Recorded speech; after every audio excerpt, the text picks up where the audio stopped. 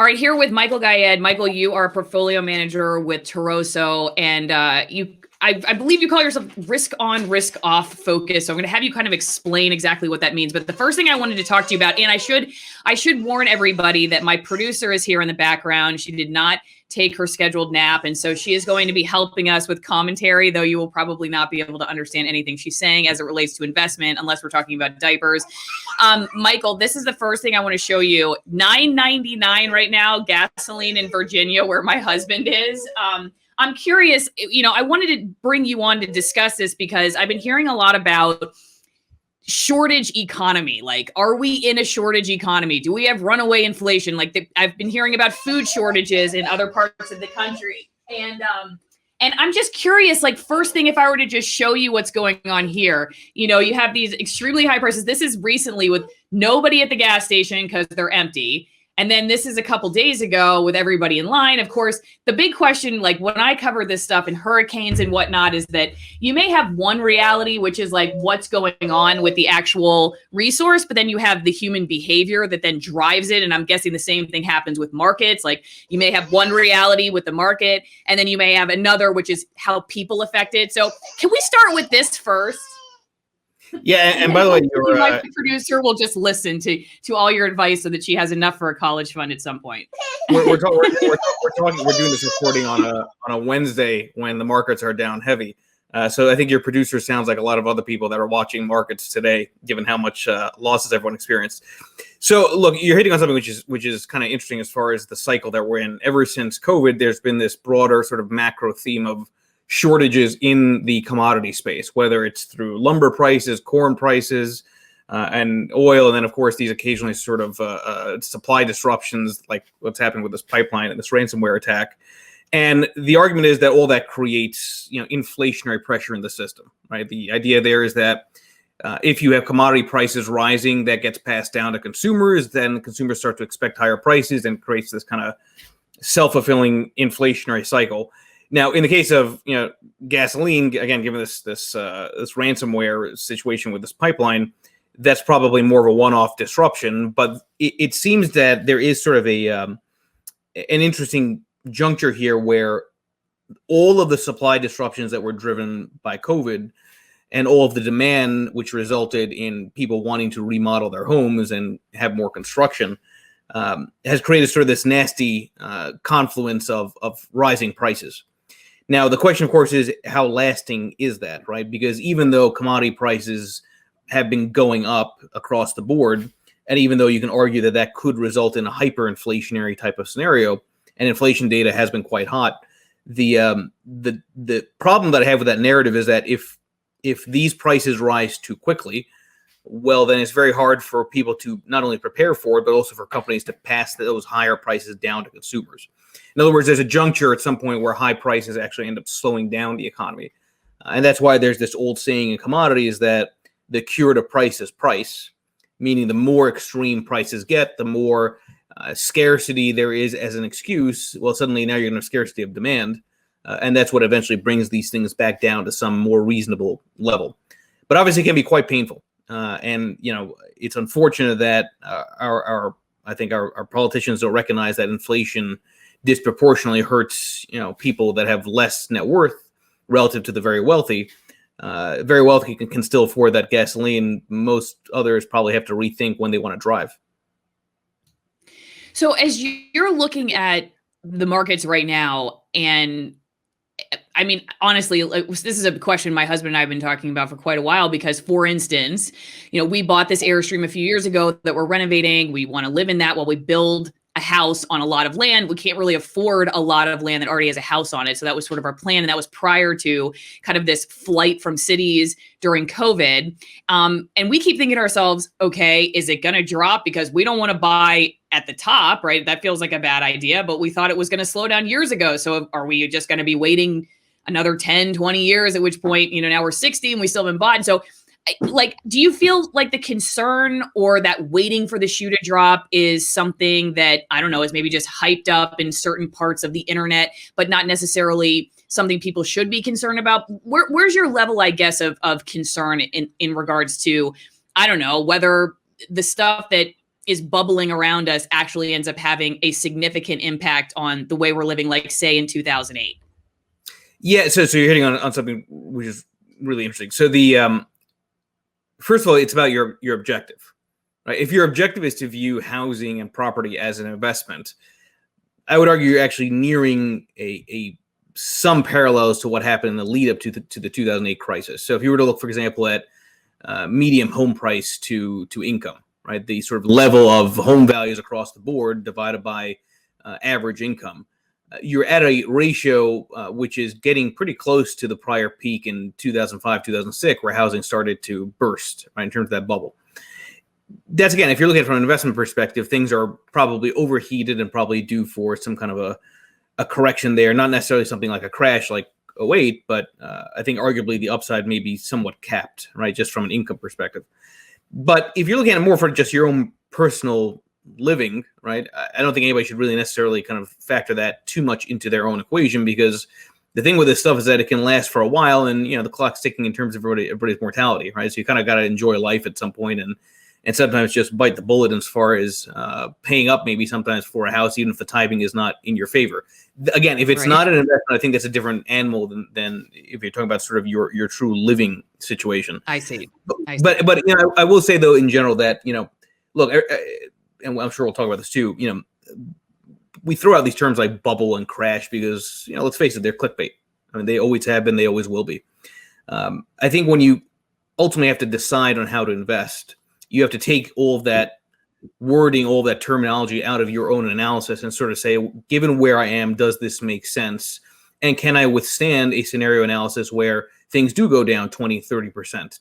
Can I hold on long enough during those inevitable drawdowns, whether it be in stocks or housing or bonds, whatever it is, so that you can benefit from the comeback? That's what matters more than sort of the state of, whether it's a bubble or crash or anything like that.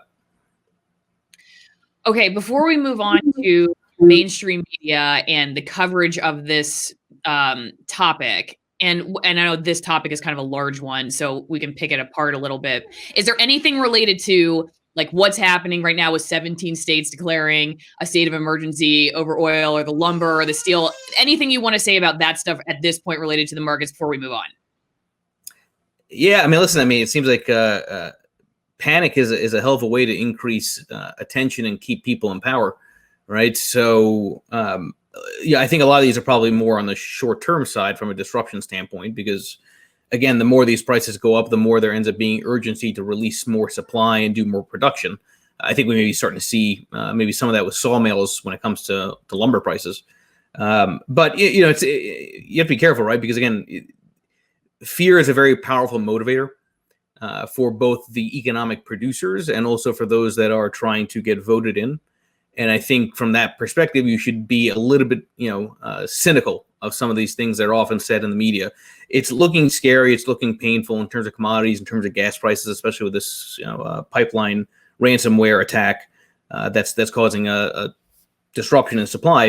It doesn't necessarily mean it's going to last for months on end. And I think that's sort of the critical point to keep in mind. My big question with a lot of this stuff is asking and really thinking, not just for others, but really even for myself, how close we are to what could be potentially a catastrophic event, like how much we rely on certain things that we take for granted every day, and then how we can make ourselves, I guess, more resilient in those circumstances. I think part of our decisions with where we live and everything kind of play into that. To be in an economy.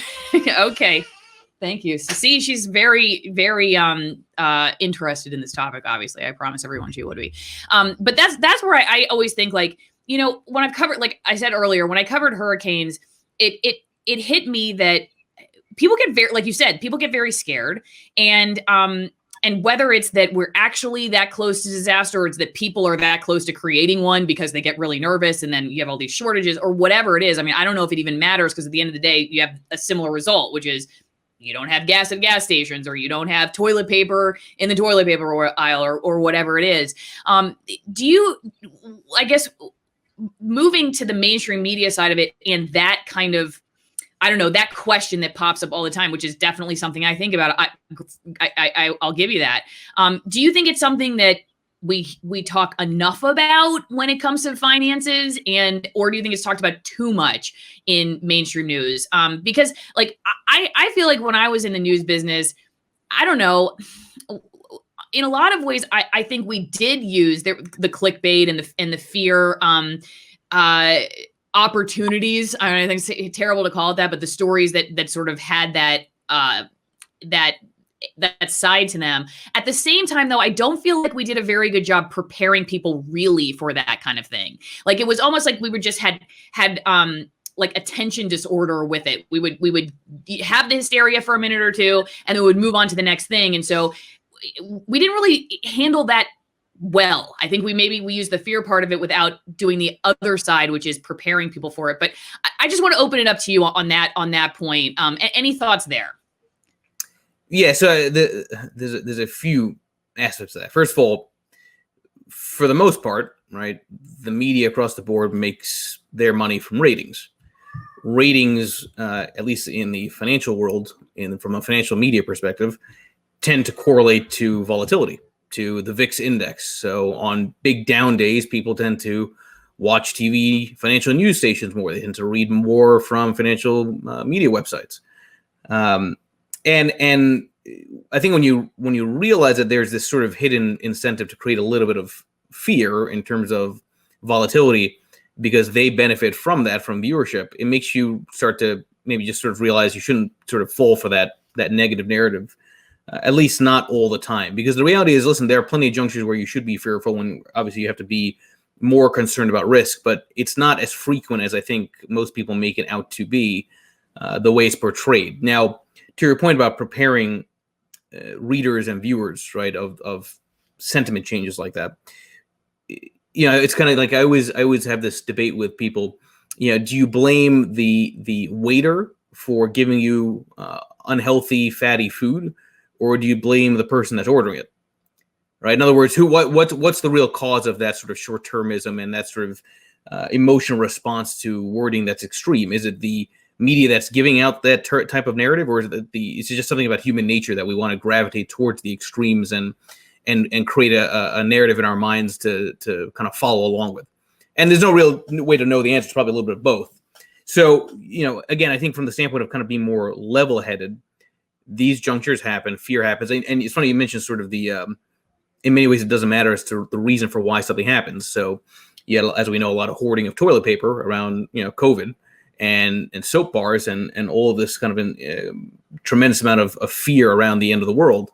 I remember back in March when you would open up Netflix, the trending movies and shows were all apocalyptic shows, right? Because the media made it seem like it was the end of the world.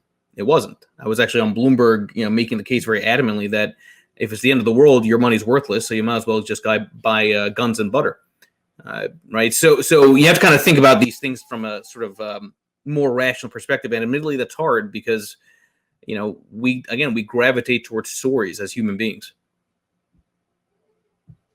So I want to ask you in a little bit about what you can take away from this stuff that would be helpful, but let's go to mainstream news, separate from the fear and clickbait and stuff. When you see financial reports, and I don't even want to talk necessarily specifically about, like, say, CNBC, because they specialize in that, but maybe we could talk about the specifically financially focused mainstream news reports when something like this happens. But let's talk about just generally, like, CNN. What are the big misses? Like, what do they do? Or what do they do well? What do you think? What are the misses and the good parts? Like, if you're watching as a consumer, what should you be paying attention to say, I'm not quite sure they know what they're talking about? And I know there's probably a lot. We could probably do hours on this. But just so that we can help people become better consumers of financial news, any advice there? Yeah, I mean, so I would approach it from the standpoint of looking at things from the perspective of investing. Right. So I'm a portfolio manager. I run the RORO ETF and RORO and the ATAC rotation mutual fund. And I'm very big on testing things, right? And to test any kind of strategy, any kind of signal to see if there's merit, you have to do one thing and one thing only, which is you have to go to the source, right? And I think what missing from most people when they hear any kind of news, whether it's from mainstream media to sort of more on the fringe type of areas, is, first of all, what are the motivations of what's being said by the person saying it?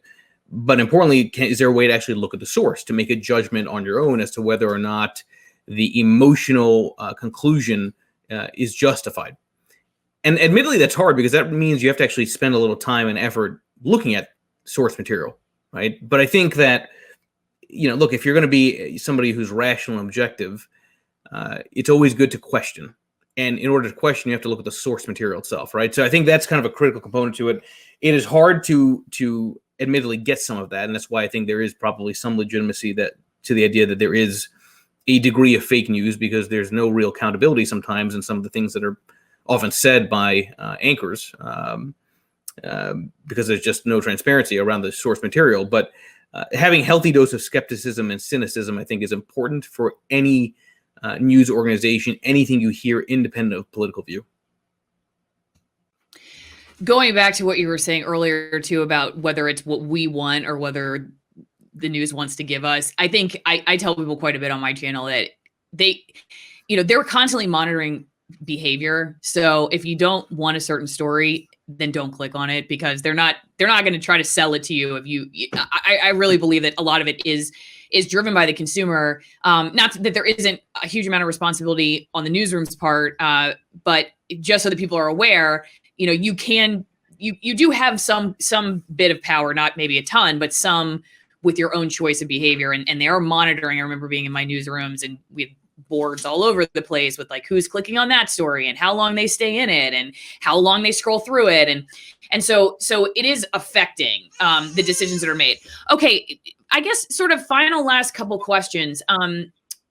When like in this world of COVID and stimulus checks and unemployment, though I don't know if maybe is that starting to get better, not quite sure. What are you paying attention to? What do you think other people should be keeping their eyes on that maybe isn't getting enough attention? So, everyone talks in inflation. I think it's very clear, at least to me, and I read about this quite a bit in the lead lag report, that this question of inflation or deflation is nuanced, because we're probably in an environment of what's called stagflation.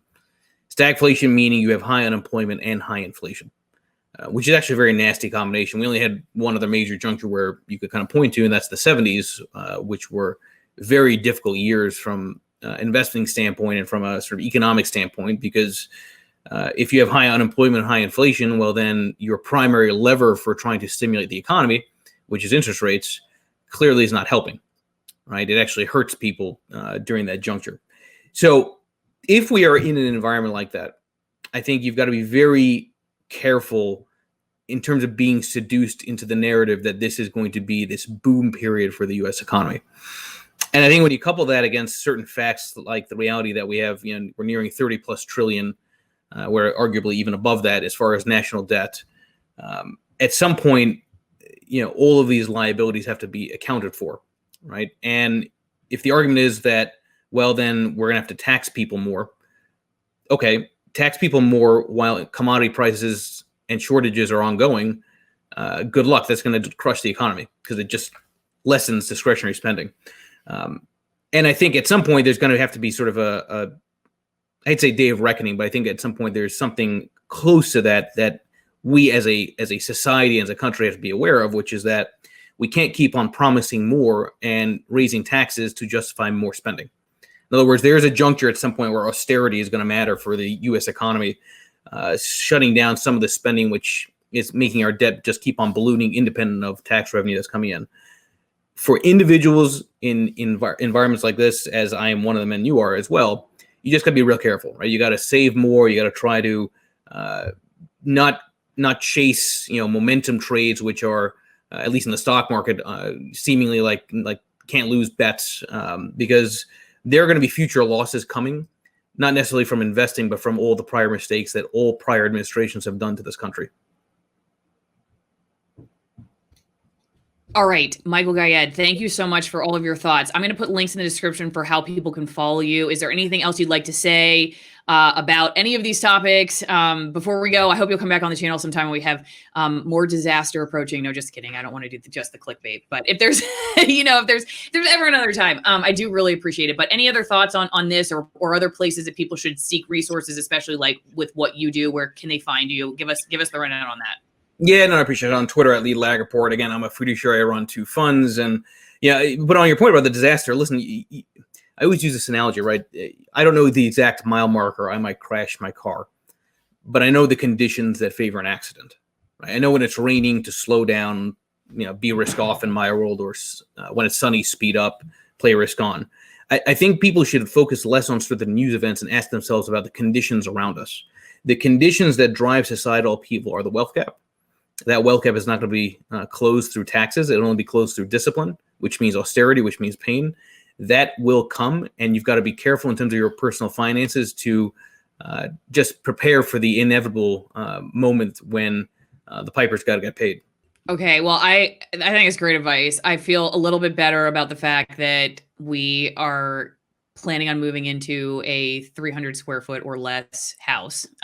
We'll definitely not have the most expensive house on the block, that's for sure. Our Airstream, however, though, it will be interesting to see how we can finish renovating it given the lack of resources that we thought were bad a year and a half ago. But even our neighbor who's building a house, 2 football fields from us, is waiting 6 weeks at this point to even get a concrete guy out. So it's really interesting to see how this is all shaking out. So I don't know.